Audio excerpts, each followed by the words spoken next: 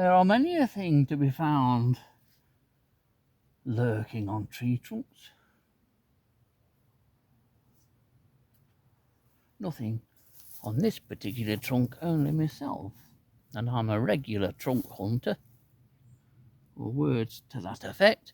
But one particular insect that I've been after, and I've been after getting some footage of it ever since I started the channel, is Ledra.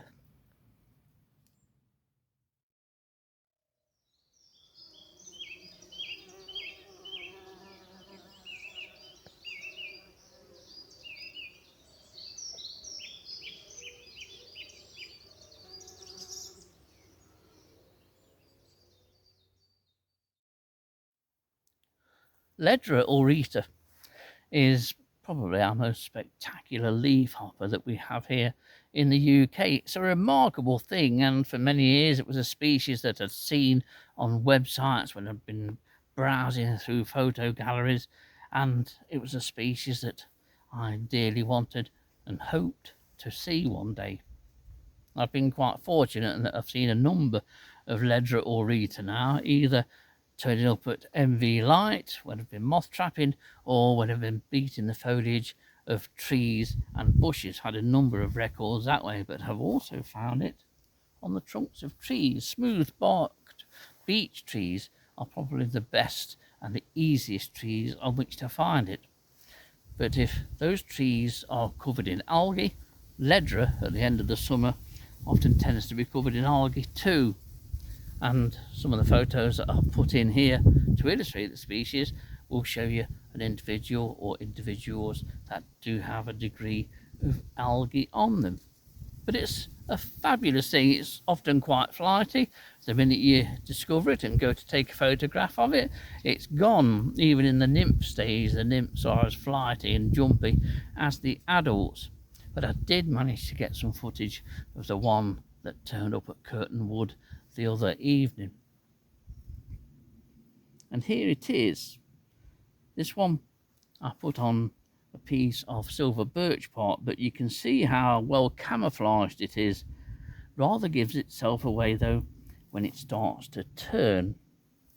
But I think this is a freshly molted individual that's just become adult, because I've not seen one with this kind of coloration. But you can see what a super species it is. Strangely shaped head with eyes on the side, and then those two like Mickey Mouse ear-like projections. It's a stunning thing, it really is, and it's probably one of our strangest insects that we have. But strangely, this one actually played ball for several minutes and allowed me to get these shots here. It's the first time I have done. I've been able to get photographs of individuals, but when you shove a camera and want to get some video of one, then they tend to be extremely camera shy, and this one was up and off within a few minutes.